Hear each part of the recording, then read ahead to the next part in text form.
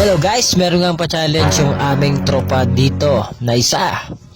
Pa-challenge niya dun sa stick na gamit yung palito na paano daw namin magiging square yung palito ng posporo na nakakross na yan, na gagawin naming square sa loob ng 1 moves. Di ba parang hirap isipin nun kung papaano namin gagawin na square sa loob ng 1 moves yung ginawa niya na nakalagay dyan sa lamesa na aming pinag-iinuman. Bali, nagiinom nga kami dyan, pero sinasabayan namin ng ganitong pa-challenge para hindi naman talaga nakakalasing ang aming inuman. Bali, ako nga yung kaunahang gumalaw dyan ng kanyang pina-challenge na palito yan sa lamesa. Dahil ako nga yung nakaisip ng unang sagot, pero paggalaw ko nga ay parang mali. Kasi 1 move lang ay hindi naman siya naging square. Kaya sobra-sobra talaga yung pag-iisip ko dyan kung paano nga ba gagawing square.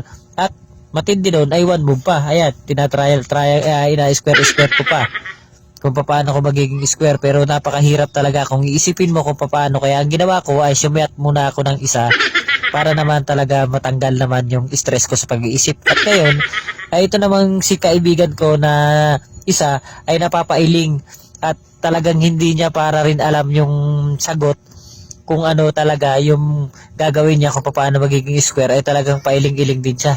Kaya ang ginawa ko nga dyan ay uminom muna ako ng chaser at talaga naman napapalunok ako sa hirap nung pina-challenge itong aming isang tropa. Kaya kung titingnan mo sa tropa ko dyan, naisip talaga pangiti-ngiti lang dahil nga siguro kaya pangiti-ngiti siya dahil alam na niya. Pero yung totoo pala ay hindi niya pa alam. Kaya tinanong kami nitong kaibigan naming isa na nagpa-challenge kung alam na raw na ba namin yung sagot.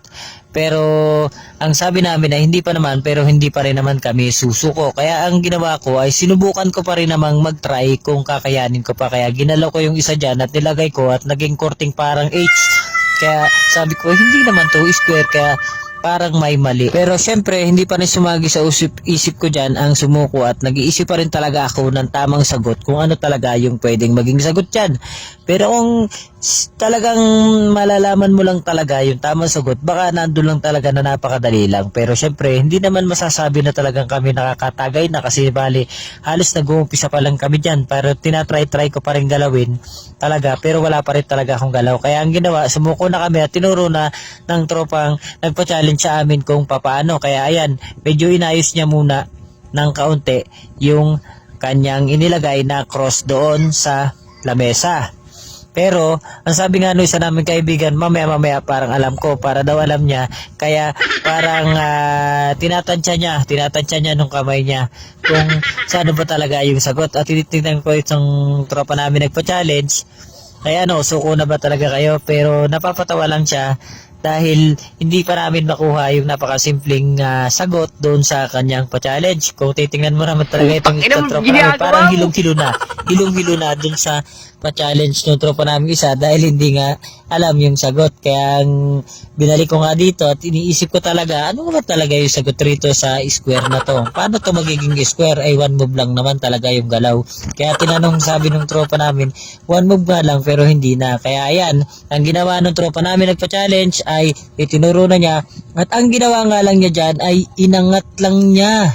Inangat lang niya Inangat lang niya yung isa dyan, inangat lang niya yung isang stick at kung titingnan mo, sabi ko, paano naging square yun? Pero kung nilapitan ko,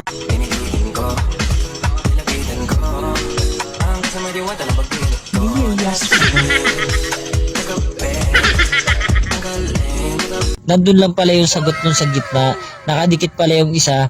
Bali nakadikit pala yung isa na ganyan na inangat niya, kaya yun lumabas yung square. Kaya talagang mapapatanong ka lang talaga ng what?